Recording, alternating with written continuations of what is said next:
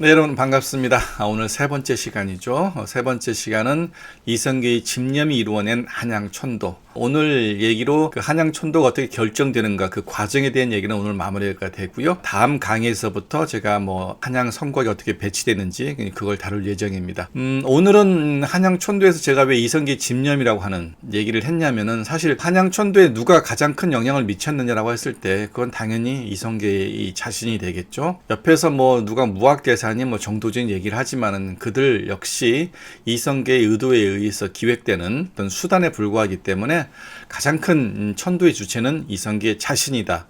그리고 이거는 이성계의 집념이 결국 성공시켰다라고 보는 게 저의 관점이고 역시 또 많은 연구자들의 관점이기도 합니다. 지난 첫 번째 영상에서 이성계가 7월 17일 날 즉위한 이후 한 달도 되지 않은 8월 13일에 천도를 한다고 좀 성급하게 얘기를 꺼냈었죠. 그게 백응념이라든지 조준 등에 의해 가지고 조금 이제 좌절이 된 상태고요. 두 번째 영상에서는 이제 계룡산 신도안으로 이제 권중화의 지도를 받고 가서 실제로 수도 건설 공사를 시작하는데 하륜이 상소를 올리면서 그 또한 좌절이 되었습니다. 그럼 과연 이성계가 계속 추진할 것인지 아니면 좌절할 것인지, 물론 우리가 결론은 알고 있어요. 계룡산 신도안이 좌절된 것은 결정적인 타격입니다. 이성계 입장에서는. 그리고 우군이 아무도 없어요. 그 실록에 나온 것처럼 대신들도 그렇고 백성들도 모두가 좋아했다라고 나오지 않습니까? 그러면은 사실 이성계 자신을 제외한 그 여타의 모든 사람들이 다 반대를 했다는 거 아닙니까? 이런 상황에서 과연 이성계가 또 다른 천도 개혁을 세울 수 있을지, 이거는 사실 의문이었습니다. 그렇지만 이성계는 그것을 해 나가게 되는 것이죠. 그래서 제가 이성계의 집념이 이뤄냈다라고 말씀을 드리는 것이고요.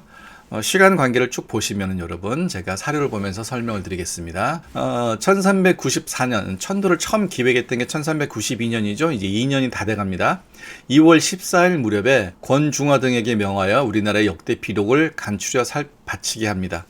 비록은 약간 도참에 관계되는 그런 내용들인데, 그래서 기존 풍수지리와 도참서를 종합적으로 검토, 즉 이 말은 뭐냐면은 또 다른 최적의 길지를 찾을 목적이었다. 근데 우리가 풍수지리와 도참 이렇게 얘기를 하는데 사실 이게 개념을 규정짓기가 조금 모호한 측면도 있습니다. 여러분 중에 조금 혼동되실 텐데 굳이 이거를 이제 나누자고 얘기를 하면은 풍수지리는 뭐냐면은 지형이라든지 지세, 이 수맥 이것들을 판단해 가지고 인간의 기흉화복에 연결시키는 학문의 영역이라고 생각하시면 되고요.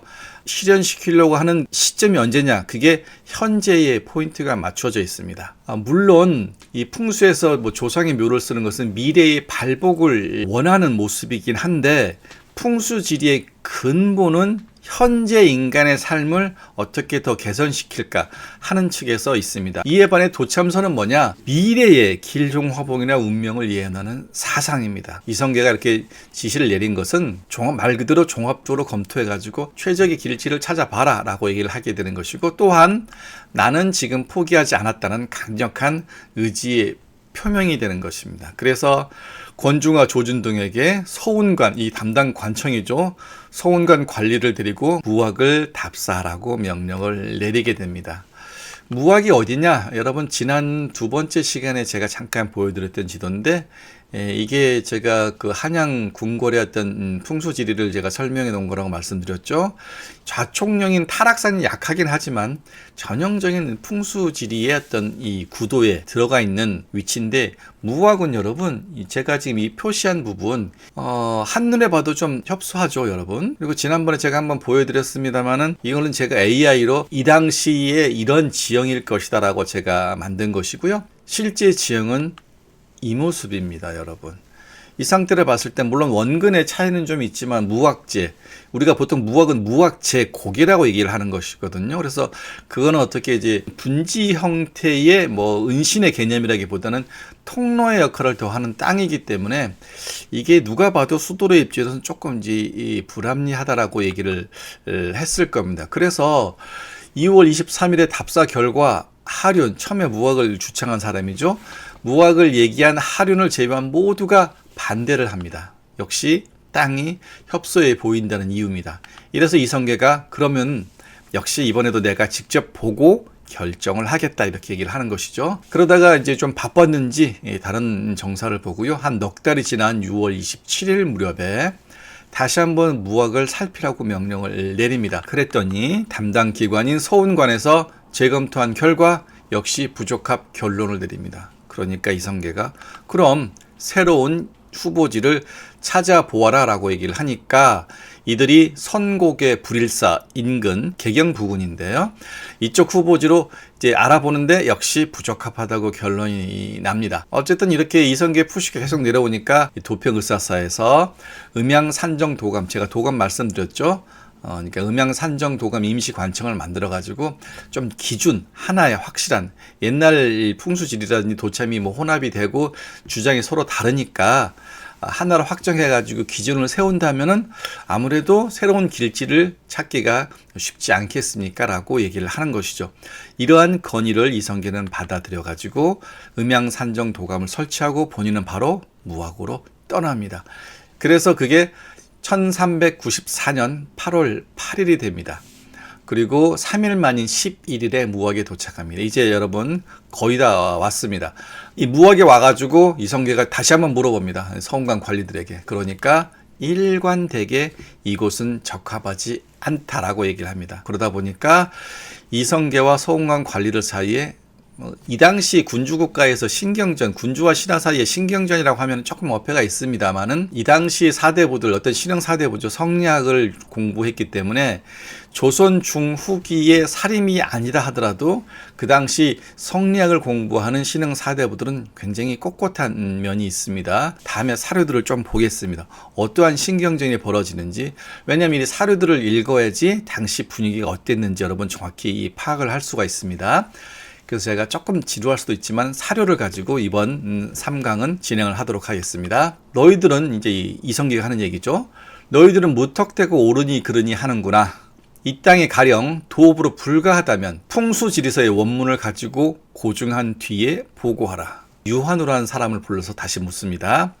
이 땅은 끝끝내 불가하다는 말이냐 하니 대답하기를 신의 소견으로서는 참으로 불가합니다. 꿋꿋하죠 여러분. 이게 사안부나 사관원의 관리도 아니고 서운관인데 이 개국 초의 어떤 기상이 있어서 그런지 이 서운관의 관리들도 굉장히 꼿꼿하게 불가하다는 말을 일관되게 얘기를 하고 있습니다. 그러니까 이성계 또 얘기를 하죠. 이 땅이 불가하다면 어느 땅이 괜찮겠느냐. 이성계 입장에서는 조금 구차해지기 시작하는 이 상황이긴 하는데, 그럼에도 유한우라는 이 관리는 신은 모르겠습니다 라고 얘기를 합니다. 이 정도가 되면은 이제 이 기상이 꼿꼿하기보다는 이제 겁을 상실했다라고 보는 게 맞습니다.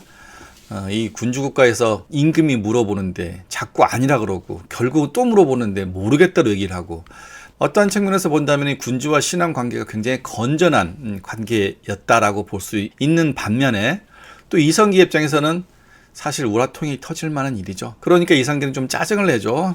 성을 내며 말하기를 그렇습니다. 내가 서운관의 관리가 되어서 모른다고 하다니 누굴 속이려 드는 것이냐. 송도 땅의 기운이 쇠하다는 둥 성하다는 둥 하는 이야기를 너는 들어본 적이 없느냐라고 얘기를 합니다. 유한우도 물러서지 않습니다. 그건 도참설에서나 하는 얘기입니다. 신은 풍수지리만 알지 도참설에 대해서는 알지 못합니다. 초지일관, 정말 강직한 신하가 아닐 수 없습니다. 그래도 꾹 참고 이성계가 얘기를 하죠. 옛 사람의 도참솔도 풍수지리를 근거로 이야기한 것인데 어찌 허무맹랑한 근거를 가지고 이야기했겠느냐. 그럼 일단 내가 속으로 괜찮다고 생각하는 곳을 말해보거라 라고 얘기를 하죠. 유한우라는 사람을 붙잡고 어떻게든지 간에 솔루션을 달라고 애걸복걸하는 거의 그 수준까지 가게 됩니다. 이러한 이성계를 보고 유한우가 어떻게 대답하느냐. 저 같으면 한번 져줄만도 한데 유한우는 초지일관 똑같은 자세를 견지합니다. 고려의 태조가 송악의 명당 자리를 살피고서 궁궐을 지었지만 고려 중엽 이후로는 정작 명당 자리는 오랫동안 비워두고 임금들이 자주 이궁, 그러니까 별다른 다른 궁입니다. 거처를 옮겼습니다. 신의 생각에는 명당 자리의 지덕이 아직 쇠하지 않은 듯 보이니 궁궐만 다시 짓고서 그대로 송경을 계속 도읍으로 삼아야 합니다. 이성계는 어떠한 결론을 내렸을까요? 논쟁 끝에 내놓은 이성계의 결론은 다음과 같습니다. 나는 앞으로 수도를 옮기리라 이미 마음을 먹었다. 만약 가까운 지역 내에 별다른 길지가 없다면 삼국이 도읍으로 삼은 것도 길지일 터이다.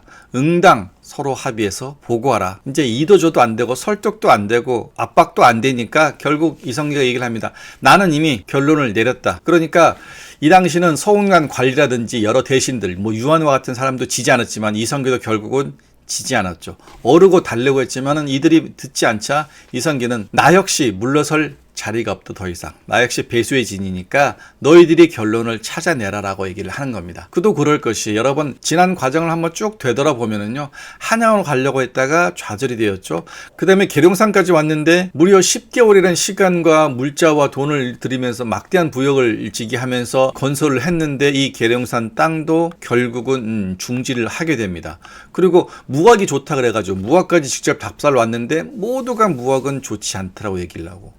그럼 도대체 어디로 갈 것인가? 이렇게 3번의 좌절을 겪었는데 어디로 갈 것인가? 오죽했으면은 그간의 과정을 거론하면서 개탄에 맞지 않는 게 바로 요 시점이에요. 그러니까 신하들 입장에서는 개경이 가장 좋은 명당이고 남양, 그러니까 한양 땅이죠. 지금의 서울이 그 다음이라고 얘기를 합니다. 약간의 여지를 주는 거죠. 이성계는 그래도 답답하죠. 이게 자신을 지지하는 사람이 아무도 없는 거죠. 그래서 누구를 택하겠습니까? 내 편이 되어줄 사람. 그래서 부르는 게 바로 무학대사입니다. 8월 12일에 무학대사를 호출하게 되는 거죠. 최소한 자신을 지지해 줄 수 있는, 최소한 반대하지 않는 사람이 누군가라고 했을 때 무학대사를 들 수 있겠죠. 그리고 대신들의 의견을 취합합니다. 이번에는 분명하게 자기의 어떤 최종 결론을 내려달라고 대신한테 압박을 하는 거죠. 그래서 정도전부터 전부 다 모든 대신들이 자기의 생각을 피력을 하게 됩니다. 정도전 명확한 의견은 사실 없습니다.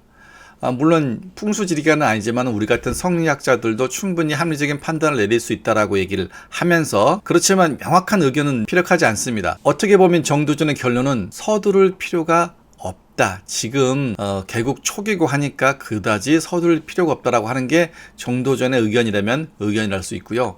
성성린, 정총, 이직 이러한 사람들은 역시 장문의 상소문을 올려가지고 개경에 그대로 도읍하자고 주장을 하게 됩니다. 하룡 같은 경우는 천도를 하자고 하죠. 다만 무학으로 가자고 하니까 이제 문제가 되는 것이죠. 그래서 이러한 신하들의 입장을 듣고 이성계는 어떤 선택을 하겠어요? 기분이 좋을까요? 안 좋을까요? 당연히 안 좋죠. 이성계가 이렇게 얘기를 합니다. 내일 조만간 도송으로 돌아가 소격전에 물어서 이 문제를 결정하겠다. 그런데요. 여기서 변수가 조금 생깁니다.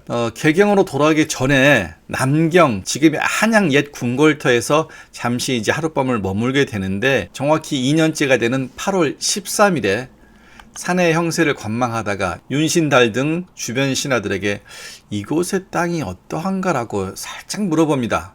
그러니까 그들이 대답하기를 우리나라에서 송경이 제일이고 이곳은 그 다음입니다라고 대답을 합니다. 다만 단점이라면 북서쪽이 낮고 하천이 말라 붙는다는 것뿐이라고 이렇게 어찌 보면은 이성계가 좋아할 만한 대답을 하게 되는 거죠. 그러니까 옳다구나 이성계가 얘기를 하는 거죠. 크게 기뻐하면서 자신의 생각을 얘기를 합니다.